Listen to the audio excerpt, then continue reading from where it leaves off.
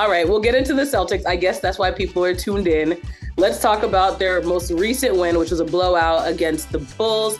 They advanced to the in-season tournament knockout round, which I didn't realize some people hate this in-season tournament more than I thought they would. But first of all, let's address the comments about the fact that Jrue Holiday and Jaylen Brown did not seem happy about the fact that they had to literally blow out this team to win.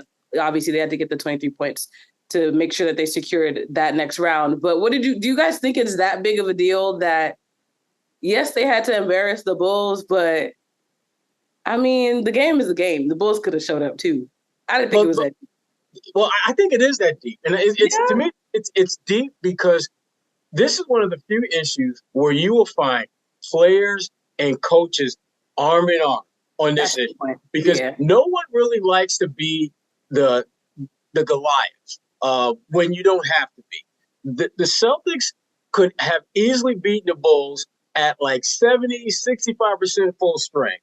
But in order to beat them by 23 points or more, they had to give a little bit more. And it feels weird for an NBA player to go out there trying to blow a team out. And again, this is not a hot take, but I'm like 99.9% sure that when the offseason comes around again, Players Association, Coaches Association are going to go at Adam Silver and be like, look, you need to get rid of this point differential as one of the tiebreakers, or certainly not one of the primary tiebreakers. To me, seriously, the most logical thing for them to have done was to go through, whoever has the best record, that's the team that goes on. Whoever has the next best record in the Eastern Conference or the Western Conference, they also get the wild card spot.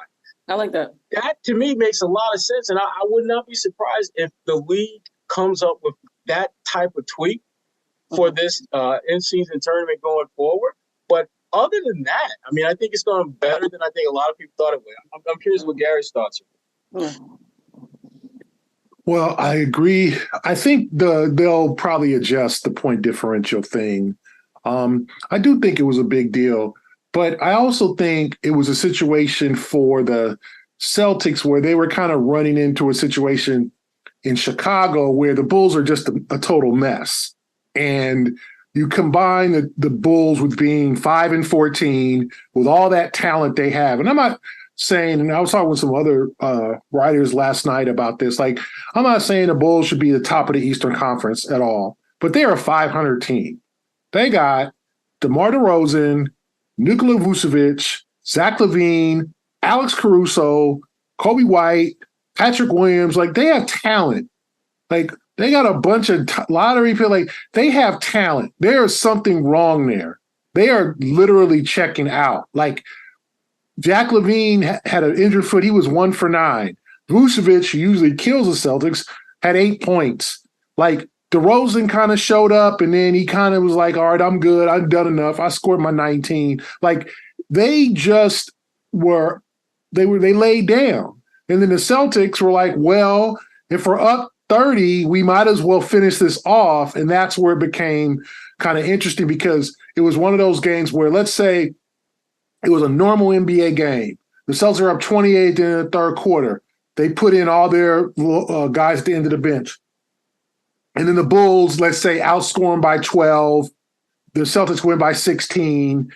It's a normal NBA win. No one's feeling bad, whatever. The Bulls bench guys are better or scoring more than the Celtics bench guys because they're taking advantage of their playing time. But in this situation, the Celtics had to not lose the fourth quarter by, 7 points. So they had something to play for. So there's Jason in the game. So it just got really awkward and it was uncomfortable to watch. And I just don't think the NBA wants uncomfortable situations when you're talking about any game where it's you're visibly running up the score and I know people are like, well, the whole Andre Drummond situation, fouling him with up 30, a bad free throw shooter. Some people, hey, get better at free throw shooting. They won't do that to you. Like, I get it. It's pretty simple and it's a hard court. And Andre has been in the league now 12 years, 13 years now. So he's not improved at his free throw shooting. So he did for a minute, then he's not good now. So unfortunately for me, I don't think it was.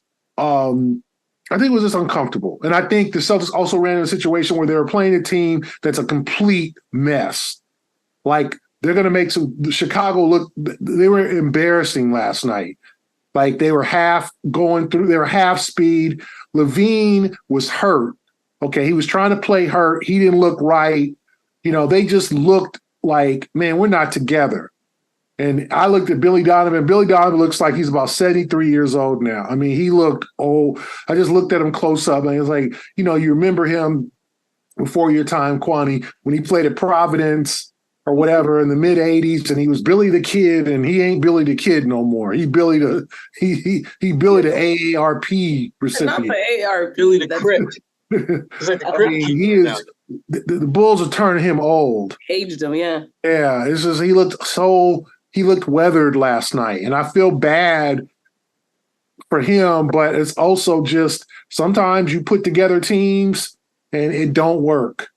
And they traded for Levine. They got the Jimmy Butler deal. Vucevic, they got him for Wendell Carter.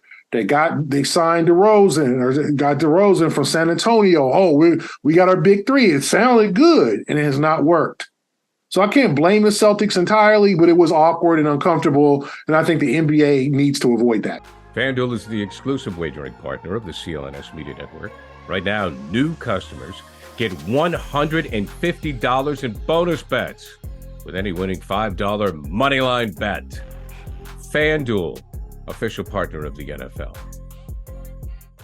Like, I understand the sentiment of Jaylen Brown and Drew Holiday, but then when you look at the opposite end of the spectrum, it's like the onus, I think, kind of is on the Bulls. Yes, they suck, but like y'all can't just even though that's obviously what they did, you can't just lay down and embarrass yourself. You're still a professional basketball team. I get it. Shots weren't going in, whatever the case may be, but I don't know. It's a trick. I think it's still tricky because I'm like, as a competitor, what are you gonna do? Like as a Celtics, you should keep playing. What are you gonna do? Just stop? There's no mercy rule. Like you got to keep going. The only thing you would have put the guys Banton and those guys, everybody's bench players, Lamar Stevens, and then it would have been the Bulls bench guys against the Celtics bench guys. But usually in that situation, as we all know, the team with the losing team usually makes a run, and the Celtics bench guys have gotten 100 guys come up. Yeah, and then suddenly you've lost that 23-point lead you need to have. And Joe could have done that, and they could have been eliminated. But I just think they saw the light at the end of the tunnel was like, well, we're here now, so we might as well get this done. Yeah. And the thing that jumped out to me as I was watching the last few minutes of that game, and that exchange between Joe and Billy Donovan, I personally, from a petty standpoint, I really enjoyed that because I understood where Billy Donovan was coming from. Because he's just like, why you running up the score with my boys? And Joe was just like, because we're trying to get to Vegas. I mean, what? Exactly. I enjoyed that. But the thing that it reminded me of is something that Joe said, or he talked about after they beat Toronto, and Toronto coaches got all the huff and puff because Joe did a challenge late in the game. Joe did that challenge because he was sticking up for his player who said that was a BS call made against me. Joe, I think, is slowly but surely throwing out these little breadcrumbs that show that there's a different kind of trust that he has with his team and a different kind of trust they have with him. Joe could have easily said, you know what, we don't really need the Vegas thing. We're trying to win a championship at the end of the season. Let's just make sure I keep Tatum and these guys healthy. We'll win this thing by 17, and we won't go to Vegas. But there was something said in that locker room by the players who was just like, yo, let's go get this trip to Vegas, y'all. I know it might get a little uncomfortable, and we might have to crack that head maybe one time too many, because clearly they were the better team. But we need to play like we want to win this thing big. And Joe's like, you know what? Okay, that's what I'm going to do. I'm going to make sure we're in position to win this thing by enough points so we can get to Vegas. And again, I see the Toronto situation. I see this situation as more ammo for Joe building up this stockpile of trust that these guys have in him and vice versa. And when we start talking about winning a championship and getting into those games where your coach is telling you something that really don't make a whole lot of sense that you should do, but damn it, he believes in it, you are going to try and do it. you're going to try to execute it because you have built a different kind of trust with this guy than what you had a year ago. And I just think that's so important to acknowledge and understand. That's part of what Joe's doing. He didn't run up the score because he wants to make the Bulls look bad. He ran up the score because he wanted to get his team to Vegas. And his players wanted to go to Vegas. And I know Tatum and Drew, they got in their feelings after the game, feeling bad for the Bulls because they beat them down worse than they probably had to. But they understand at the end of the day, you're trying to put yourself in the best position to be one of the best teams. And this, in-season tournament, it's a big deal. It's what we've all been talking about, and they had a chance to put themselves in position to go there. And, let's be real. They're going to go in as the favorites coming out of the East, if we're being honest and candid. And they should feel that way. They have the best record in the NBA. You should win a tournament like this if you got the best record in the NBA. I've been looking for the best deal on Celtics tickets, and with over 28 million downloads, SeatGeek is the #1 rated ticketing app. There are more than 70,000 events every single day on SeatGeek, including concerts, sports festivals, and more. You can use my code DREAMERSPRO for $20 off tickets at SeatGeek. That's $20 off your first purchase with promo code DREAMERSPRO. Make sure you check the link in the description to download the app. So to your point, I want to bring up once again the comment that Jalen made, because you mentioned that clearly there is a trust that's building between the coach and his players, but also, and I wonder if it has to do with the fact that, like you mentioned, that's like is a member of the Players Association, a vice president, and does have to advocate on behalf of the players. So when he mentioned that the decision to keep playing was a coaching decision, and he basically sounded as though not necessarily that he was reluctant, but it was more like, yeah, I got to do what my coach tells me. Is that an implication that, again, he already mentioned that he doesn't agree with the methods, but is that an implication that that trust is fully there as much as you're saying it is? I think that's part of it because Jalen, and we know Jalen well enough to know that if he ain't rocking with you, he's going to low-key let it be known. I think back to the whole Kyrie Irving situation where, the trust doesn't start at the bottom, it starts at the top. Translation: why are you coming at us? You're coming at yourself. That wasn't the case here. He's basically saying that Joe made a decision and we're going to rock with that decision. Okay. That's part of the growth. That has to be part of the growth. But to me, in this particular instance, I think it also speaks to the fact that this decision to have all these specific rules was not a unanimous decision among the players. It's clear as hell that it was not a unanimous decision. And I don't know if anyone really thought the whole point differential thing would be this big a deal. But when you start thinking about it, you basically have to blow out teams to get to move on to the knockout run. That's what they had to do. And that's an uncomfortable thing to do because NBA players, and we've seen this happen time and time again, they think in both the short and long term. Short term, we want to win these games now. Long term, we want to stay healthy enough to win games later. By having to blow this team out, by having to play Tatum more minutes than you normally would and Jalen more minutes than you normally would in a blowout game, you run the risk of your long-term health situation. Yeah. And this is a team that is already, Porzingis has missed games, it's still out. Drew Holiday's missed game. Derek White, Mr. Indestructible, he's missed games and he's been questionable with some illnesses. You go down the line and you want to minimize as much as you can any opportunity for guys to have a physical setback. And this scenario is completely counter to that. You're going to have to play your main guys more minutes because, as Gary pointed out, that bench of Chicago, I don't care how trash they've been all game long, they were going to outscore the Celtics bench. I'm 100% that was going to happen. And that could have potentially put them in a position where they don't go on to Vegas or have a potential to go on to Vegas and could go to the knockout round. So I think Jalen gets it, but he doesn't. I don't think he liked the idea that they had to blow him out to do it. I could be overthinking it, but the differential aspect as well, is there not a level of like an ethics concern? Because the first thing I thought about was just betting in general. And we already know how messy it's gotten when it comes to sports betting in general.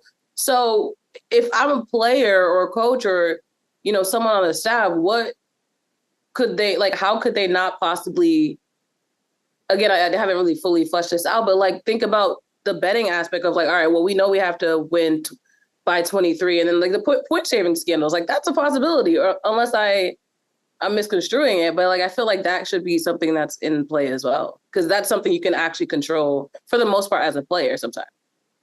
Yeah, we should take on that guy. I got some thoughts on we should take though. Well, I think an easy bet when you get these games will probably be the over, where you know that teams are trying to pile up points. Mm-hmm. If you look at the Toronto Brooklyn game last night, I think the Nets are up like 108-100 with like a minute left, and then literally won 115-103. Like they scored 7 points in the last. They were trying to catch the Celtics in terms of point differential, and they scored 7 points in the last minute and won 115-103. So a game that was really, I think it was like 97-96 with 3 minutes left, ended up being a 12-point Nets win because the Nets are like, we have to pile up the points.